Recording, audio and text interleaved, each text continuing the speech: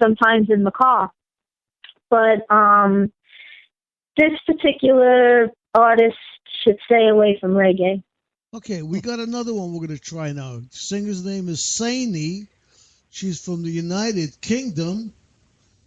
So here she is, Queen Saini. I don't know what her name is. Saini from United Kingdom. How long? I don't know. What does it say? Find that. I don't know. How long?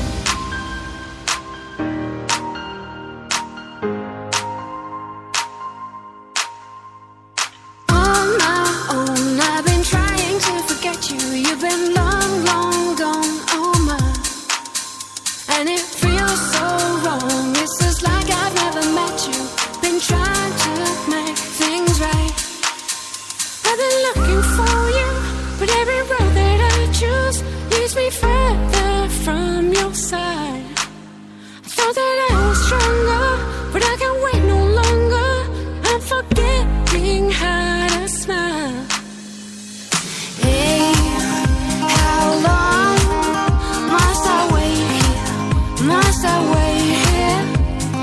Hey, how long must I wait here for you? Hey, so long I've waited, I have waited. Hey, so long I've waited for you.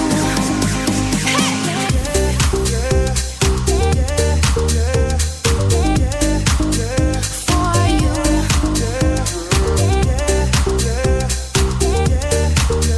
I've waited for you. On my own, I've been trying not to miss you, but your scent still haunts me now. All your clothes are gone, as if you never left here. Now this house don't feel like home. I've been looking for you, but every road that I choose leads me further from your side. I thought that I was stronger, but I can't wait no longer. I'm forgetting how to smile. Hey, how long must I wait here? Must I wait here? Hey, how long must I wait here for you? Hey, so long I've waited, I have waited. Hey, so long I've waited on you.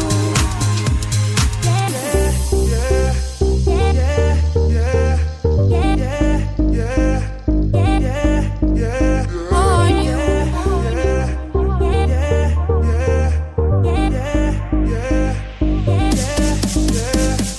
Hey, so long I've waited, I have waited. Hey, so long I've waited on you.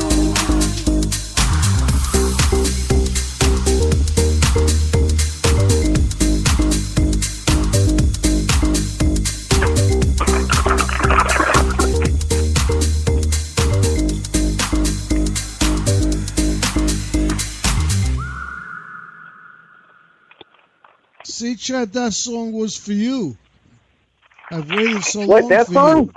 you. Yeah, it said I've waited so long for you. Oh, yeah.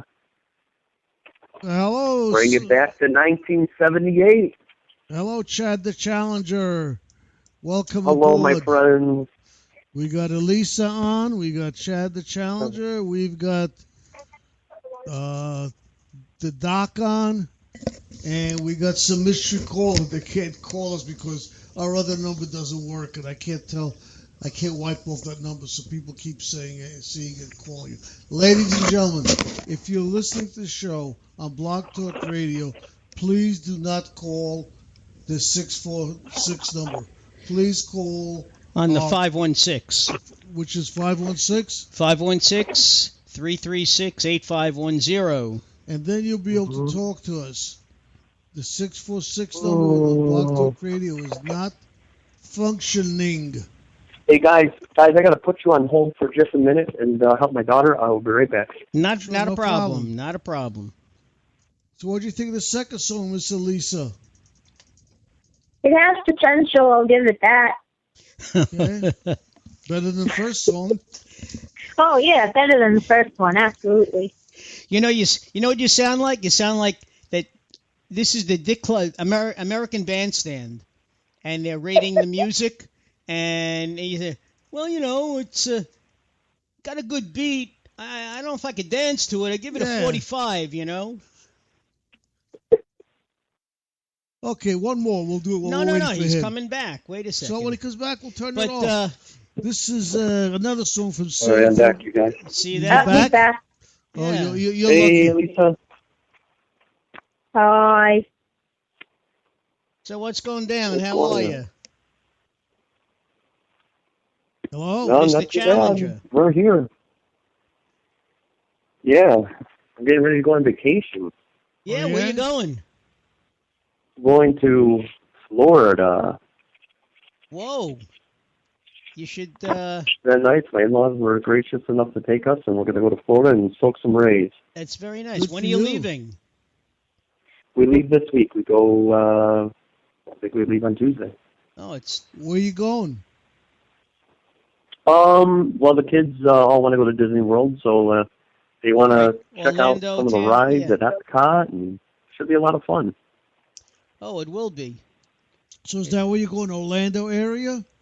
Probably. Yeah, we go right to Orlando. Mhm. Yeah. Okay. Yeah. That's nice. Yeah, my friend said the weather has been beautiful. It's in the low to mid 80s, no humidity. Oh, It that's hasn't nice. started. It hasn't started to get warm yet. So you're going. Both of you are going at an opportune time. Well, listen, when you're down there, I'd like you to call a friend of mine, a bishop. Bishop, how's his name? Gerald Francis, I think they call him now. I don't know. You could have some arguments with him about Christianity. What are you all talking about? Chad, you know what I've been listening to lately? What have you been listening to? On television, they have on one of the cable networks, they have the Jewish Broadcasting System. Okay. And they have some very good lessons and lectures on the interpretation of the Bible. Mm-hmm. And the rabbi, first of all, I really like his teaching style because it's very slow and deliberate, and it's something that everybody can understand. He said the problem with many people is that they take the Bible literally. And he said... Well, that's what. He said the whole Bible, he said, is a metaphor. It's no. He said it's all a metaphor. Go ahead. I'll sharpen this. Look. Well, but it's a metaphor about life because everything It's relates not. to life. Dude, come on, man. You're telling me the whole Bible is one huge metaphor on life? Just think about what you just said there. It has historical, grammatical content. He just did a whole show on the burning bush.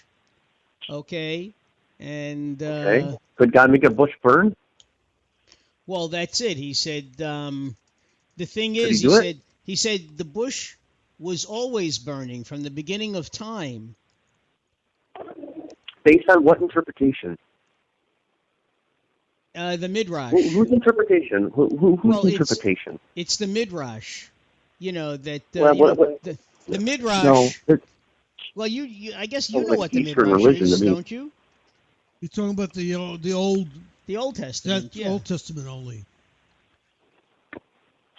Yeah. Well, the rabbi Well, wouldn't be there are talking some about very the new. traditional rabbinic teachings that are just flat out wrong.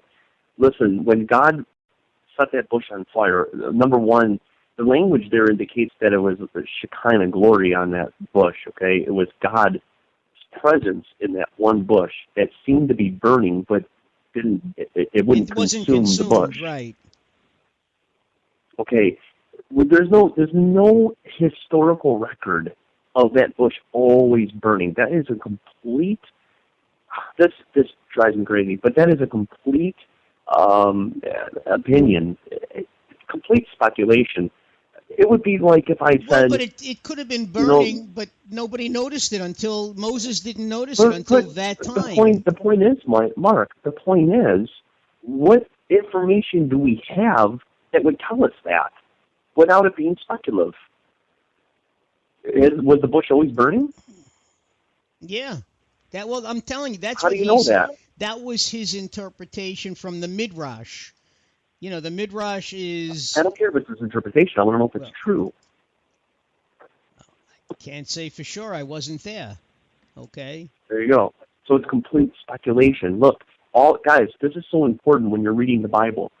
When you're reading the Bible, it's important to note only what the writers gives us. We can't add more. We can't speculate more than that's already there. You know, like some people speculate, for instance, there are a ton of different theories about the resurrection. Nobody likes the resurrection because if the resurrection is true and Jesus really did raise from the dead, well, lots of people are in trouble. They're going to have to repent, put their trust in him, right? So what they'll come up with is something called the swoon theory. It sounds like spoon, but it's swoon. S-W-O-O-N. And what that theory says is that Jesus didn't really die on the cross. What happened was they beat him to a bloody pulp. He survived the cross. They buried him in the tomb, and he got himself out. Surrounded by guards, by the way. Covered by a humongous 2-ton stone. Now, if you buy that theory, you're just as foolish as the rest of the speculatory skeptics out there. And this rabbi is not doing anything different. He's looking at the Bible. He's saying, oh, bush on fire. Well, metaphor must be that the bush was always on fire. Based on what? Your opinion and Hitler's opinion or Mother Teresa's opinion? Whose opinion? I don't care who says that the bush is burning. I want to know what the Bible actually says. And if it's not coming out of the scriptures, then it's speculation. It's not really even fact. Well, he did say, first of all, obviously, he was talking about the movie The Ten Commandments and how the movie took basically poetic license. A lot of things were changed. Huh? No, things were I'm not sure what that means. Well, the true story of Moses was that he didn't save the woman who was under the stone, okay, who turned out to be his real mother, okay. He killed an Egyptian guard because he was beating a Hebrew. Good. And it wasn't that Moses didn't know that he was a Hebrew, because when the Egyptian princess took him out of the water and named him Moses, Miriam was there, and Miriam said, I'll take him to a wet nurse. And for 2 years, he lived with his real mother and father and family, and they taught him what it meant to be Jewish, that he was Jewish, but he was privileged because he's going to be raised by the princess of Egypt. So he knew, in the movie, it's a big surprise to him that he was a Hebrew, but that's just metaphor, right, Mark? Yeah. Yeah. So Moses didn't really get raised by his parents, so that was a metaphor for something else. Well, no, he had to have a wet nurse, when he was an infant. So literally he was? Yes. Oh, that's interesting. So the Bible could be literal and metaphorical. Well, I understand what you're saying. I mean, you're playing devil's advocate here. Okay, I understand that. But did I not just prove the point that the Bible is not entirely metaphoric? Yes, you did. Great. But in fact, I mean, I learned something. I learned that when he was born, his name wasn't Moses, obviously. because it was the Egyptian princess who named him Moses because she took him out of the water. His name